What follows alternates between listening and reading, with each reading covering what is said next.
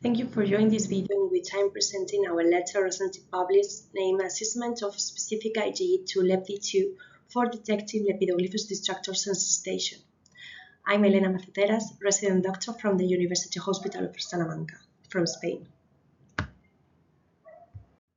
This is the first study to examine the accuracy of the commercially available major allergen LepD2 in a population of patients allergic and non-allergic to Lepidoglyphus destructor with rhinitis and/or asthma.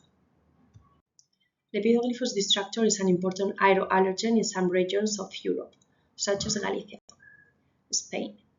LepD2 has been introduced to diagnose IgE-mediated allergy to Lepidoglyphus destructor.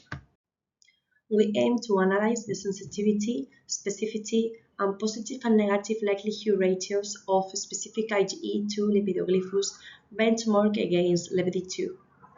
We analyzed 95 sera of patients previously diagnosed with respiratory allergy to Lepidoglyphus destructor, to whom an IgE determination of Lepidoglyphus has been requested. Specific IgE to Lepidoglyphus and recombinant allergens LepD2 and DERP2 were determined using immunocap. Then, skin prick tests were carried out to all our patients. Statistically significant differences were found. Patients with a specific IgE positive value to Lepidoglyphus had a higher percentage of asthma and moderate persistent rhinitis. That analysis showed a high correlation between Lepidoglyphus and the recombinant allergen LepD2, much higher than that previously obtained by Johansson et al., who used a non-conventional recombinant extract of LepD2.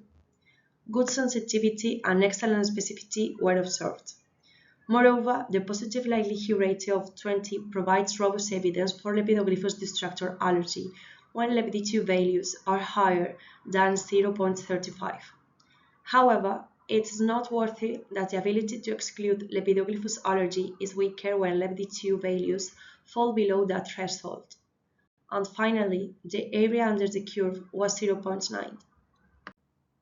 I'd like to emphasize from our diagram that 19 of our patients had a specific IgE positive values to Lepidoglyphus, but negative to the recombinant allergen. It would happen that some patients may have been sensitized to allergens other than LepD2. For this reason, LepD2 should not be initially used when evaluating a patient with a suspected allergy to Lepidoglyphus destructor. Notwithstanding, specific IgE against LepD2 might be helpful before initiating specific immunotherapy with Lepidoglyphus. The novel recombinant allergen LepD2 exhibits excellent specificity, although its sensitivity is lower compared to a specific IgE test and skin prick test using Lepidoglyphus destructor. Its additional diagnostic utility for respiratory allergies related to Lepidoglyphus destructor is minimal. For more information about this, please take a look at the supplementary material.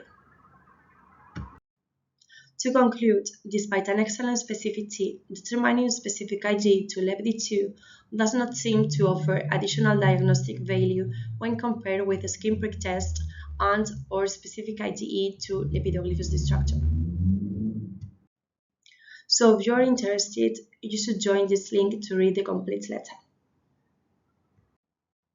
Thank you for your kind attention.